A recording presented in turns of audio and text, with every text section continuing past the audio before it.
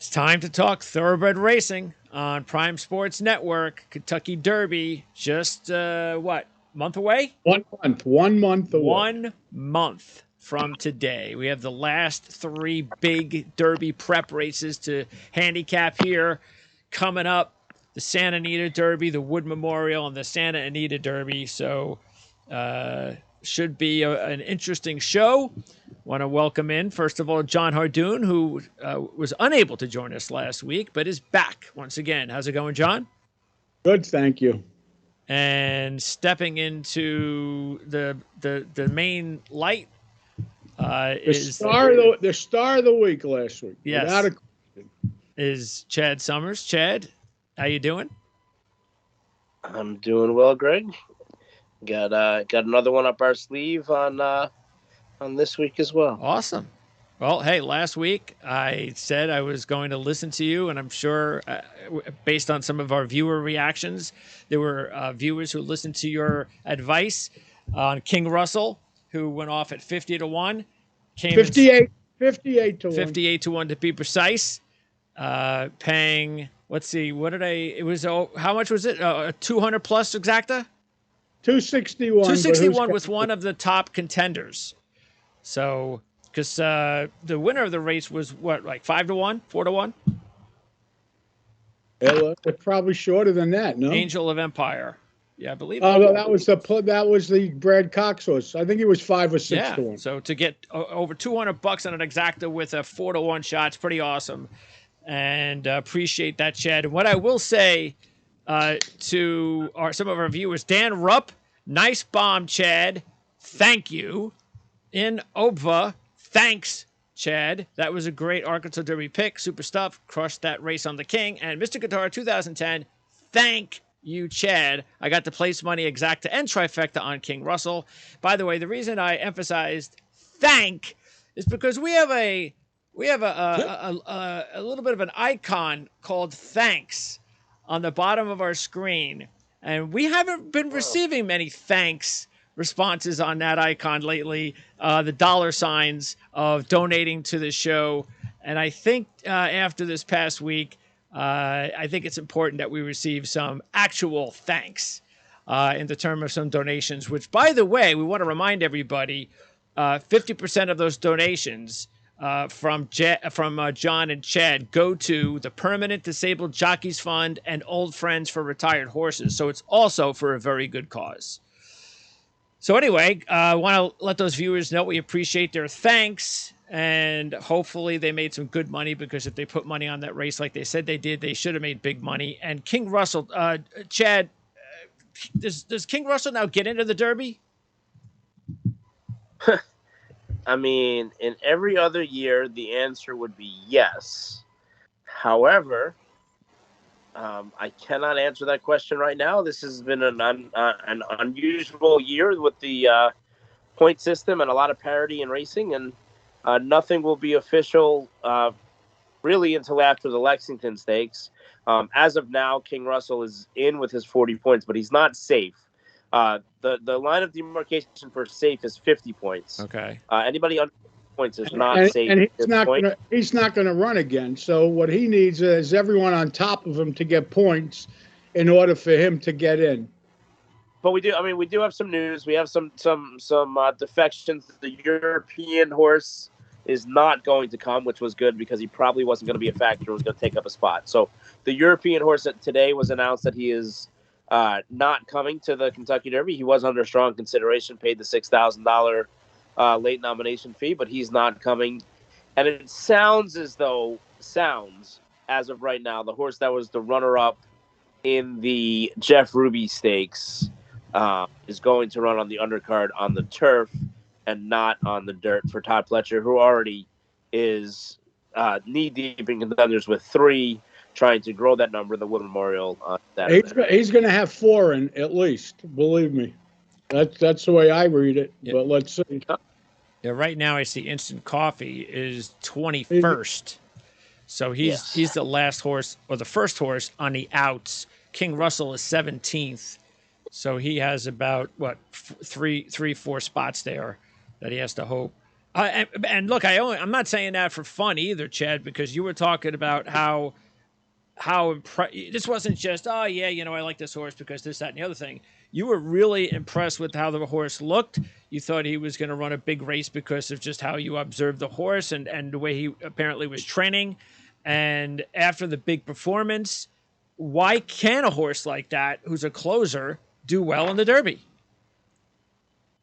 No, he's a horse that continues to improve. I mean, there's a ton of moving parts right now. Looking forward to this weekend and the last major preps. Obviously, we'll have the Lexington the following week. But look, I think King Russell is certainly a logical contender in the Derby. The biggest thing in the Derby right now, and that might change this week, but the biggest thing in the Derby right now is all these horses that are qualified, not a lot of them really want to be in front. Which could hinder a horse like King Russell, who has shown no interest in being anywhere close early. That's the interesting thing. Even a horse like King's Barn, who went gate to wire in the Louisiana Derby, they've come out and publicly said, we don't want to be in the lead in the Kentucky Derby. So the interesting thing, and we'll see what happens this weekend in these preps, there's not really a lot of speed signed up in the Derby right now, which will hinder the deep closers, and that's why you're seeing things, and we'll talk about the Bluegrass here in a second, but a horse like Tapit Trice, who Todd Pletcher is saying, they want to experiment a little bit, they want to be a little bit closer on Saturday. They're aware of it. With Forte in the Florida Derby last week, they took him back a little bit, see if he can take third, see how he would go. They were in a spot where they didn't need the points, so they were able to play around a little bit, and it still worked out, and Forte was still a winner, but there is not a lot of speed signed in the Derby right now. And you just said what was the name of the horse again? The one that won with the lead? King's Barn. Yeah, King's Barn. The Louisiana Derby. Why? And Dermot Sadagaki. What was that?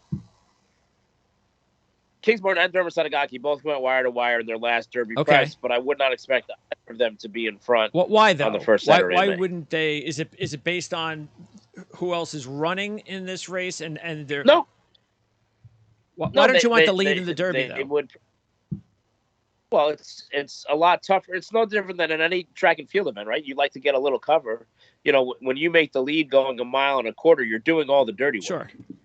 Right, so you're setting the pit. Now there are times. Yes, can you steal it? Sure. I mean, King's Barn stole Louisiana Derby going a half in 50 seconds and 3/4 in 1:14. That was ridiculous. But you would think the Derby, normally horses are just more amped up. You saw what happened last year. They all went nuts the first half. Yeah, it was a suicide mission. Yep. So I mean, you never know. They just wouldn't prefer to be in front. So what did you think about Angel of Empire's win? Look, it was good. It was good. You take nothing away from it. A great ride from Flavian Pratt, who now is going to have a decision on who he wants to ride in the Kentucky Derby between King's Barnes and Angel of Empire. I think two good choices to be in. He's getting better at the right time. I still don't think he's the best horse in Brad Cox's barn, best 3-year-old in Brad Cox's barn. But take nothing away from what he's done. I wasn't sold after the Risen Star when I thought Louis Size gave him a great ride. He seemed to improve and get even better in the Arkansas Derby. I'm sure Jonathan can mention, but I'm sure his numbers on sheets are probably even better now. I bet you that was probably a new lifetime best. And seems, with the 5 weeks, we should have enough time to recover into the Kentucky Derby. I'm still not 100% sold on him, but certainly is an improving horse. Yeah, I mean, it was a really nice trip. And Rocket Can, the favorite of the race, I believe, was ahead of him. And when the seas parted a little bit, you saw Angel of Empire shoot, and Rocket Can just didn't have anything. Well, Rocket Can was 5 wide the entire race, so that was not one of Junior Alvarado's better rides. And again, it was first time he was on that track. That track, you either need to work or run over it, and he didn't. So yeah, and that was his problem. And so I think, and so it ended up as a perfect stretch run for Angel of Empire, with of course King Russell coming late for the exacta. Okay, so Forte wins, and barely wins, but he wins. Oh, was that just one of those deals where, all right, when do I have to start racing now? Oh, I got to go now. All right, and then just is No, one of those listen, things. I don't understand. I don't understand what everybody. Social media went crazy after the race, as if nobody paid attention to what everybody said all week long. They didn't like the post. They wanted to teach them. They used that as an exhibition game. That was 100% an exhibition game. If you go back and watch, just like I wish we had the John Madden telestrator here, where you can just circle the horse and follow the horse around the race. That was literally making sure, seeing how he would react behind horses, taking dirt, swing out, make a run. If you win, you win. You lose, you lose. It doesn't matter. We're already in the Derby. He was able to overcome all that and win anyway, and take the dirt. And it was a very professional effort. Take nothing away. Look, Mage is a nice horse, and Cyclo Mischief, even though he doesn't want to go mile and a quarter, is now in the Derby. But I mean, he was able to do that because, like we talked about on last week's show, he was that much better than everybody else. So nothing really changed. I don't think that he struggled. I don't think that he was all out to beat Mage, and come 5 weeks from now it's going to be a different ball game. Yeah. It was just the circumstance and the way that it's set up, and it worked out perfect because Teflon Todd can do no wrong at Gulfstream Park. Do we have sheets on that, John? Do you have those handy at all? The one for Forte? Yeah, he ran it. Forte ran a 6. Wow. Okay, that's awesome. That's his new top. And what about Angel of Empire? Angel of Empire ran a 12. Okay, so same. That was also another new 12. top. Yeah. Okay. By the way, what did King Russell run? No idea. Okay, his best was a 15. All right, so I would say he improved off the 15. I would agree with that one. All right, it is now time to start our preview of the 3 big prep races for Saturday. No weather issues that we can see, so you don't have to worry about that. Possible. What's going on there, Chad? What'd you do? Possible wet. You got a Possible earthquake there? Possible. I'm here. What'd you say? He's saying possible wet track in New York. Okay. Possible. I mean, they call for rain on Friday. We'll see what happens. All right. So we're going to start with the race that will be on tap first on Saturday, and that is the Keeneland Toyota Bluegrass Stakes race. And this is going to go off about 5:15. And really, this is I looked at Tapit Trice, and I noticed, because I got the odds after I went through the field and did the sheets first. And I was like, you know what? This is a pretty weak field. There's only maybe a couple of other horses in this race that could probably compete with Tapit Trice. I'd be very happy, John, if I could get 5-2 on Tapit Trice. Well, if he's going to run the 8, yeah, but I don't know if he's going to run the 8. I was a little more interested in maybe verifying coming back. His last race, they went crazy fast early, and I would draw a line through that race. I would expect this horse to run much better. He gets a rider switch to Gaffleone as well, and you have other horses in the race off of tops. You have the 4 classic car washes off at top. Hey Strike is off the top, but that could have been a Lasix top because he popped when getting Lasix for the first time. But I'm not so quick to give it to Tapit Trice. I think verifying may be the right play in here. Chad? I don't mind Tapit Trice having another run after the Tampa Bay Derby. I think he needed it. I think this is the wrong track with the wrong stretch, and he got the wrong post. Post 1 for this horse. And I know he was post 1 when he won the allowance race at Gulfstream, but that was a different group at a different time. And that's one turn. That's one turn. That's totally different. They're going to try and break this horse out of the gate a little bit more forward. They're experimenting. Again, he already has enough points to get to the Derby. This is another kind of situation like with Forte they try to take back. Here with Tapit Trice, they're going to try and change his running style and put him a little bit closer. I don't know that you can. I don't know that he wants it. I don't know that he really enjoys being inside of horses. If you go back and you watch his races, all 3 of his victories are when he's outside in the clear. So if they try and put him into the race, and Luis Ayes is great at it, and Todd Pletcher has the 3 favorites in the Derby right now. But if you try and put this horse in the race early on, and he's not forwardly placed in the top 3 or 4, which I don't think he's fast enough to do, he can get himself in a very, very precarious situation. And I don't know that he likes getting dirt in his face. And in a field of 12, I don't know that he's going to be able to get out in the clear until maybe it's too late on what is a very short Keeneland stretch. I'm really against Tapper Trice here at 5-2, and I like Tapper Trice, and I think he's a contender in the Derby. I do not like him on Saturday in the Bluegrass. All right, so Verifying, without a doubt, needs this race over Look, Tapatrice. the problem with Verifying, okay, from a pedigree standpoint, of course, look, he's a half to Midnight Bissu. He's supposed to be an unbelievable horse. He gallops as well as any 3-year-old of the crop. He's a beautiful mover in the morning time. He's just been so inconsistent and so tough to trust. So when you're talking at 3-1, he's a must use for me, and he's probably the most likely winner in my opinion. But do I want to bet him to win? That's where I don't know, because he runs so spotty.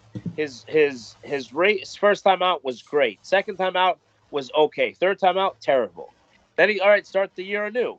His Oaklawn Park allowance race, phenomenal. Then he comes back with a so-so run, stop, run, stop kind of race. And now he's back here. Which Verifying are we going to get? Can Verifying put it all together? It sounds like his work the other day with Hitcher was fantastic last Friday at Keeneland. He seems to be doing things the right way and has the right running style here. But to me, he's just tough to trust for me to make a win bet. But he is a must-use, and he is the most likely winner in my opinion. Yeah, the thing that shouldn't it concern you a little bit? You mentioned his worst race happened to be almost at this distance at the same racetrack. I throw that race out. That was I don't know what was going on that day. I really don't understand that race. I put a big giant line. As much as he's inconsistent, he's better than how he ran at Keeneland in the Breeders' Cup that day. I don't know what was going on, but I don't fault him for. I don't buy into that. He doesn't like the track because he got beat 27th in the Breeders' Cup. Now Raise Cane from the 10th position, 9th in the Derby point. So Raise Cane will be in the Derby. First time Rosario, another closer here, winner of the Gotham, coming off 3 straight 14s, including, of course, on the dirt twice. So what about Raise Cane from the outside, John? Well, first of all, he's going 2 turns, and he's breaking from the 10 post, and he's not fast. What is a 14 going to do for you? He would have to run a new top. I don't like him. I mean, look, this was an interesting situation because Ben Colebrook, who obviously he's had nice horses before, but hasn't necessarily been in this position where he had to choose, what to do. The Wood Memorial, probably the easier of the 2 races between the Wood and the Bluegrass. He had a win already over the track at Aqueduct, but they elect to stay home. Look, he trains at Keeneland year-round. He knows that track very, very well. He likes to just walk him out of the stall. Again, same thing as Tapper Trice, where he has the points. So not as big of a stress if he doesn't run 1, 2, 3. He's still in the Derby no matter what. And I think that weighed in the decision instead of having to put the wear and tear and shipping him up to New York and shipping him back to Kentucky. But I agree with Jonathan. I need to see more from him. He had the most wonderful trip of all time last time in the Gotham. I want to see how he is on a fast track against other horses and see what happens. So what is Blazing Sevens doing at 6-1? Now we ran a 9 back in October, but since then we have a 12, we have a 22, we have him going in the opposite direction. Didn't do a thing at the Fountain of Youth last time out. Is it the Arad Ortiz, Chad Brown combo most of all, John? I would say so. I mean, the horse has no shot off the sheets. He looks like he's finished. I don't like him at all. I mean, the thing is somehow, and people, Chad Brown's run this race 5 times before with 3 wins in 2 seconds. So it's a race that he's had a lot of success in. We thought the horse would need the race last time out. He didn't look like he was really prepping and working all in the Fountain of Youth and ran into the top contender in Forte, but he didn't run a step. He went 5-1 against Forte. 5-1 against Forte. I expect an improved effort from him on Saturday, but I don't know that an improved effort gets the job done here. So, I'm a wait and see approach here on Blazing Sevens. Sun Thunder, the 10-1 shot. Now, he looks like he's probably going to get in, especially he'll probably seal the deal if he gets any points here because he's 19th in points. He had a really nice sheet line, John, for the first 4 races. had a 13 in February, so everything was going in the positive direction after finishing second at the Risen Star, but then had a disappointing effort the last time out. So what do you think about, Giroux's on board? This is one of 3 trained horses by McPeak in this race, and you are getting 10-1. So how do we look at that last race out for Sun Thunder? Well, I mean, you could certainly always excuse a bad effort, but even if he runs his best, what's he going to do? What's he going to run, a 14? A 14, he's like 7 other horses in the race. I don't like him in this spot. Nothing, Chad? Right, look, I mean, Ken McPeak does this every year. He tries to make the Derby by running them until they get enough points. Could this horse run 4th and somehow make the Derby? Yeah, but I he's a non-factor for the win for me. Coming back very, very quick. Coming back in 2 weeks. Going from a mile and 3/16 to a mile and 8th in a tough field against fresher horses. I just don't see it. The 2 horses John mentioned that were coming off all their tops. Classic Car Wash, the 4 is 12-1, 11 last time out on March 11th, and that was a 4-point new top. Hayes Strike, the 5 at 15-1, ran an 11 as well. That was 5 points new top. So out of those 2 horses, John, which one do you like better? Probably Classic Car Wash. Chad? He still has room for improvement, so that's why I want Classic Car Wash. I think we haven't seen the best of Classic Car Wash. I know jockey Michel Jaramillo was really, really thought that he was sitting on a good horse in the Sam F. Davis, and he ran okay, and then he ran okay in Tampa. I don't know that's his favorite track. I think he can improve, and it wouldn't surprise me to see a big effort from him. To me, that price is too high. Was he 12-1 morning line? Yeah.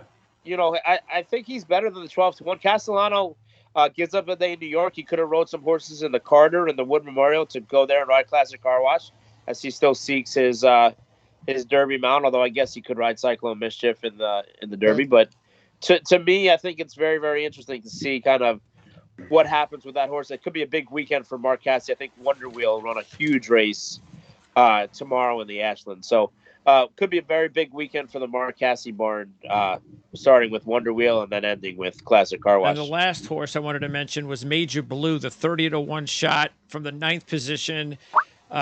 Wants to lead. This is a D. Wayne Lucas horse, John, and the sheets have been pretty solid. Last time out was a 13, gotten better each time. So if he continues on that trajectory and he can hit an 11 or a 10, and he's 30-1, is this a horse that you could try to make money with in your exotics? Yeah, I mean, he's like a lot of other horses. The only difference is he's at least a big price, so who knows? The guy's going to the Hall of Fame. He's one of the greatest trainers of all time. I don't understand going a mile to 5.5 to a mile and an eighth. There's too much playing around. But this is the race that I have, the horse that I love. And not surprisingly, since you never mentioned King Russell until I did last week, we left off the most important horse in the race this week, and that is the one and only Scooby Quando. Scooby Quando broke his maiden. Never ran on dirt. Never ran on dirt. Never run on the dirt. Second time out, he ran an allowance race, and then he ran in the stake the day that Ben Colebrook famously was on the plane after missing the Gotham and running back in the to go saddle this horse. He's never run on the dirt. That's the one question. And pedigree-wise, would suggest maybe he's better on the turf. But I really, really like this horse. I like what I've seen from him in the races. He has that same kind of tenacity, and he's got a good closing kick to him. And I like the 59-3. We saw breezing on the dirt. He trains there just like his stablemate, Race Kane. He's trained at Keeneland all year long. So, familiar with the surroundings and the settings. I like the bullet work a week ago. I think Scooby Quando is going to have a big say in this at 15-1 on the morning line. I think he's 1, 2, 3 for sure. I'm expecting a really, really big effort from Scoobs. All right, there you go. So a big CS for Chad Summers. Scooby Doo. Who are you going to go with, John? What's your pick? I'm going with Verifying. I like the 3. Chad, you're going to go with who on top? I mean, tepidly take verifying on top, but I'm all in playing Scooby Quando in all three positions. All right, so that's 3-6 with the 3 on top.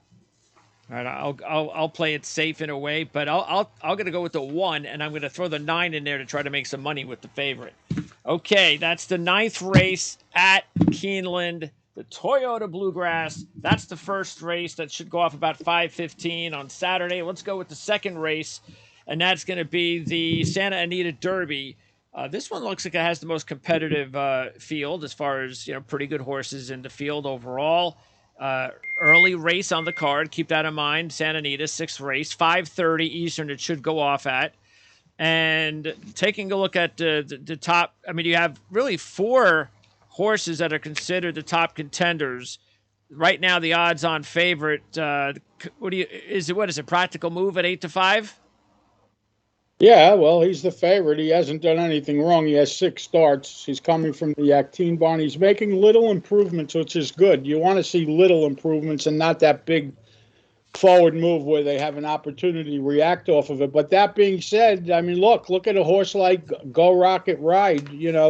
Last time he ran, Chad was talking about him, the fact that Mandela took him right out of a maiden race and threw him into San Felipe has to mean something. So this horse certainly is going to have more room for improvement. And he ran a 9. Yeah, I mean, National Treasure has a number as a 2-year-old. You can make a case for him. Skinner got good as a 3-year-old. You can make a case for him. So there's a lot of ways to go. I think you may want to avoid the favorite in this race, only because, not that he can't win, because he could certainly win, but he's not that much better than other horses in the race, and he's going to be a lot shorter price. He's a little bit more proven and has a nice longer sheet line. The only thing is, though, I'll say, John, is he didn't have to win that first race back. I don't think Tim Yakteen really had him geared up for a huge effort off the bench. And he's learned a lot training these Bob Baffert horses on how to get a horse to the Derby and all that kind of stuff. He worked for Bob for a long time. When you go back and you watch the replay of the last race on the San Felipe, which a lot of these horses are coming out of the same race. Right. And I mean, and look, Ramon Vasquez gave him a great ride. Take nothing away from the ride Ramon Vasquez gave him. And just kind of opened up and he did his thing. He was always traveling so comfortably, so easily. He was in the bridle throughout the race. I went back, I was watching, when we're doing some prep work for the show today, and I was watching this race. I watched it a few times to watch all the other horses in the race and the contenders in the race. And, really nobody had an excuse. I know Skinner's out at the parking lot of Hollywood Park when he starts the race and he closes, okay, and Go Rocket Ride, he kind of re-engages while he's still a little green early on, but nobody traveled better throughout the race than Practical Move, and I think that people just don't give Tim Yakteen a lot of credit. They kind of make fun of him because he gets these Baffert horses that aren't really his horses and they don't improve or whatever, but this is a really nice horse. And it'd be interesting to see Chad Brown get his first Kentucky Derby win as a breeder instead of as a trainer. So I think Practical Move is actually the horse to beat, and he's going to be my top selection in here. I think he's going to continue to improve. By the way, will Practical Move go off as the favorite? Yes. Yes, 100%. Okay. And he's beating everyone that he's facing in this, for the most part. He beat Skinner last time. He beat Go Rocket Ride last time. Which of the other 3 horses will have, do you think, the best odds? The best odds? Who's going to drop a little bit to like maybe 6-1? I don't think any of them will be a 6-1. You think they're all going to be between like 2 and 4-1? No, I would think Practical Move will be 8-5. Okay. I think I would imagine the second choice. I mean, Go Rocket Ride ended up being the co-favorite of the San Felipe last time. It took a lot of money. So obviously, there's no secret out on his talent or his ability.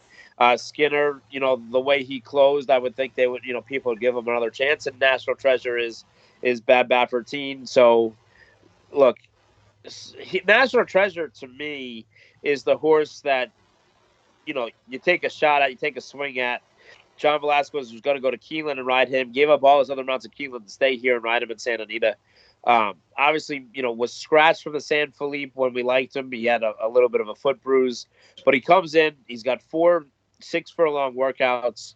I don't think fitness is going to be an issue for him. He ran a pretty good race in the Breeders' Cup behind Forte, and we haven't really seen him since. So, look, it's not ideal circumstances for him to be making this next start. But to me, he's the one that is the least exposed. All the other horses had a crack at practical move for the most part, or they're just breaking their maiden.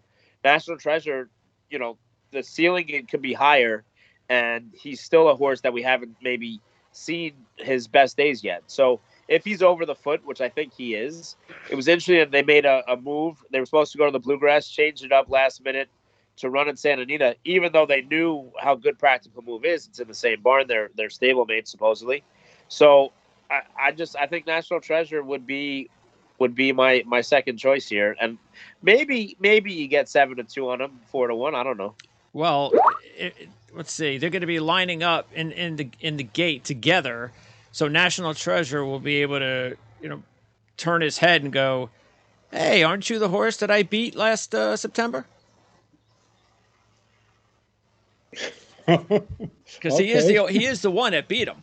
You were saying, and all the other horses haven't beaten him. So that's and I know it's early in their careers, but hey, he's got something. He's got a head up on him.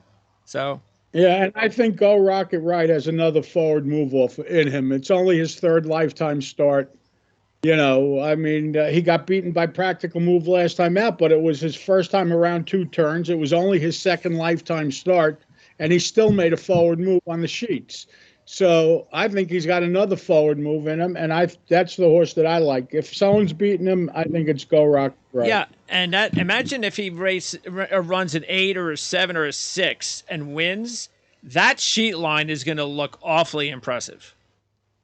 Yeah, in his first 3 races. I mean, because how many horses have you seen in their first 2 races? Not many that have started off 10-9. Well, you got one coming up in the Wood. A horse that ran 12-9, I believe, or 12-8, whatever it was. Yeah. So you're going to see that in about 5 minutes. But listen, I don't know. That's who I like. My pick is Go Rocket Ride. By the way, Skinner is the best sheet number in the race, correct? 7? That was a LASIK 7, but yes. Okay. National Treasure has a 9 as a 2-year-old, which is stronger than a 7 this year. I'd rather run a 9 as a 2-year-old than run a 7 as a 3-year-old. As far as, because we've mainly touched up on the favorites, what about, low expectations, the 9 at 30-1? He's going to try to get the lead. He hit the 13 in March at Santa Anita, bounced to the 17. Maybe he's ready to go back in the right direction, but, he's got to go up against 4 really good horses. That's the problem.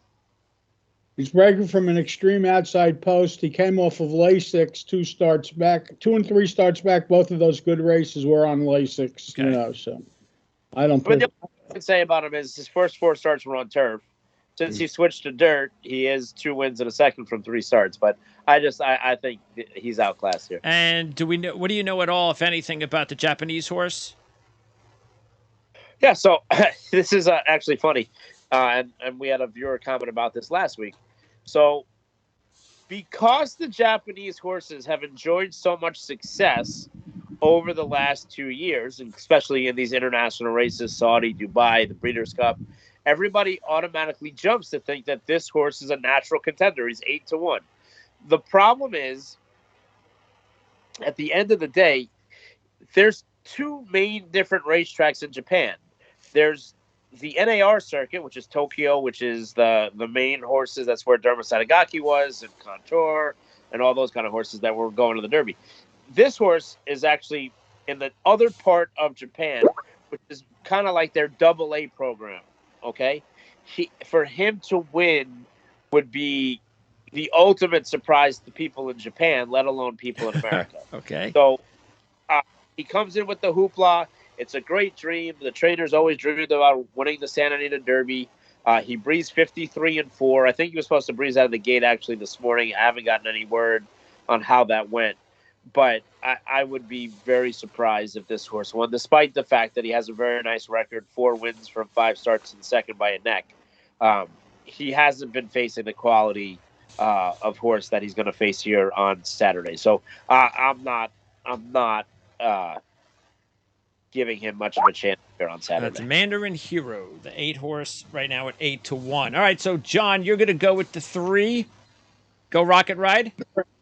Yes, sir. So far, all 3s for John. Chad, you going with Practical Move first? I am a chalk eating weasel in this race. I'll take Practical Move over National Treasure, playing the exacta. All right. Yeah, I like the Practical Move as well. I'm gonna put low expectations in there, but I know I'm not gonna really have much of a chance. But I'll throw a few bucks in the exacta to see if I can get lucky. All right, so that's going to be an interesting foursome there. It's a really tough field compared to the other 2 races, including the Wood that we're going to talk about right now. This also looks like a pretty weak field, but I'm not the expert. Race 11 at Aqueduct.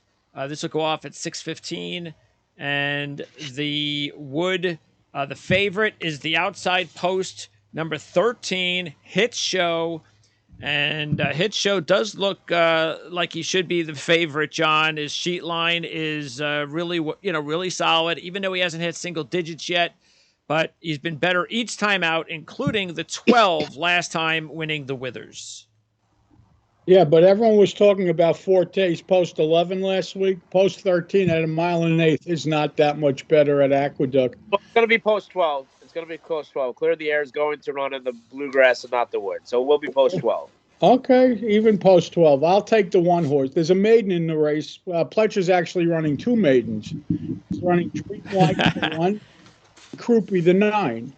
Dreamlike will be the next horse for Pletcher that gets to the Derby because breaking from the inside, he ran a 12 and a 9. You know, he has a major advantage from that post, and he's got, Jose Ortiz is riding. I don't like the fact that he got beat at 20 cents to $1 last time out. But that being said, at 7-2, I'll bet this horse all day long. Yeah, that's pretty impressive, Chad. First 2 races, as you were mentioning, John, this is the horse 12 and 9, first 2 times out, but hasn't won yet. Only 2 races under his belt. Somebody paid a lot of money for him. Pletcher's training him, so they really like this horse.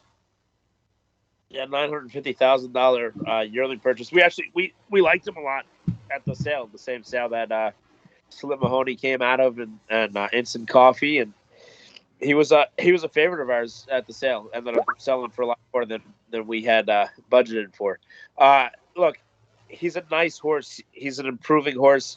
They worked him with the blinkers back home with Jose Ortiz aboard at Palm Beach Downs, and they liked what they saw from him, so they're going to keep the blinkers on for the race. The post is probably good with a lightly raced horse because he's going to be forwardly placed in a race that I question how much true speed is in the race. On paper, you can look at the form, and you can see a lot of horses have 1s next to their name. Arctic Arrogance, Slip Mahoney, Uncle Jack, or whatever his name is. But I don't know how fast those horses really are. And even though this horse, Dreamlike, has never been on the lead in either of his 2 starts, I think the plan is to send him to be forwardly placed, to be aggressive with Jose Ortiz. And I think that'll play in his favor if he's able to clear. The one thing, though, that concerns you, and John kind of hinted at it with he got beat at 1-5. He was probably better than Arthur's Ride first time out. Arthur's Ride's a nice horse who's on the bench for Bill Mott. But he kind of got a little bit lost and got beat. When he ran last time against the Bill Mott Empire Maker gelding, probably could have had a chance to win and got outfought to the wire. The other horse just seemed like he wanted more. You can make the argument that he was lost and maybe the blinkers are going to keep him more focused. But the thing that concerns me, at this point now, you're a 3-year-old who's run a few times. I don't care about purchase price anymore. I don't care about expectations anymore. I don't care what your numbers are on the sheets or the buyers or whatever. I need to see you want to win. And the thing I liked about King Russell, no matter what his odds were, was he showed that determination in his races. What I see in Scooby Quandro, he shows that determination in his races. What you see in a horse like Slip Mahoney is he's coming. Look, in the Gotham last time, he was hopelessly beaten, had no shot to do anything. He's in the parking lot getting a hot dog and a pretzel, and he still manages to pass everybody to run second. That's what you want to see. On a day, by the way, Chad, on a day that nobody made up any ground. Correct. That's how good Slip Mahoney's race really was. He fought with Tapit Trice to the wire. He fought with Krupe to the wire. That's what I want to see. Dreamlike, he can win this race, and he might be the most talented horse in this race. But I'm not taking him at 7-2 until he shows me that he knows how to win. And he hasn't shown that yet. I understand it's only 2 races, but here he is facing everybody else is a winner besides his stablemate. Everybody else is a winner. They have experience edge over him. A lot of them have run over this track before. This is a demanding mile and an eighth at Aqueduct, where it's a deep, heavier track. It's a much deeper track than what he ran the first 2 races at Gulfstream. It's similar to what he trains at Palm Beach Downs, which is a deeper surface. But he's got a lot on his plate to do, and having run only the 2 races, I think he can win. I'm not saying don't use him, but I'm gonna play against him here for the victory. I think it's a big ask. Well, let's talk about Slip Mahoney. The 5 horses 6-1. And he had back-to-back 15s until the 17 at Gotham last time out, finishing second in that race. So what's the running style? What does Slip Mahoney want to do? It's kind of hard to judge on the form. He's not going to the lead. He's more like he's going to come from behind, I would assume. No, look, I would think, reuniting with Dylan Davis, who's been aboard him for all his other previous starts, it was unfortunate. There were so many horses in the race last time, and the way that the break happened, he wasn't prepared. He was moving his head around a little bit and kind of broke a step slow. I would expect him to be a little bit more forwardly placed. I don't necessarily think in the front, but again, in a race that I question how much true speed is in the race, I can see him laying 3rd or 4th early on. I don't think he's 9th or 10th. And the one thing that I would be excited about with Slip Mahoney is I think he wants to go further. The further, the better. This is going to be his first attempt around 2 turns, and I think he should have no problem handling the 2 turns despite being a little bit of a diminutive horse in size. I think the further they go, the better he'll be, and his last 2 workouts are the best of his career, which when you're a 3-year-old, that's what you want to see. You want to see horses improving at the right time, and he's starting to get it. Look, he's a little bit of a knucklehead in his training, in his races. He's still trying to figure the game out. But he's really starting to wake up and mature a little bit in his last couple of breezes. It's what we like to see from horses on the improve at the right time of the year as they head to the first Saturday in May. And I expect a really big effort from Slip Mahoney on Saturday. Yeah, because if you're just looking at the sheet line in general, you're not overly excited. But same thing with King Russell. You looked at the sheet line and you're like, okay. Very similar gray horses. Very similar gray horses. The only difference is Slip Mahoney won't be 58 no. That's a big no. What about another 6-1 shot? Arctic Arrogance you mentioned. Let's see. This is Linda Rice, of course, having another good meet. Lascano that's a good combo in this race. Ran back-to-back 12s to end and begin the year.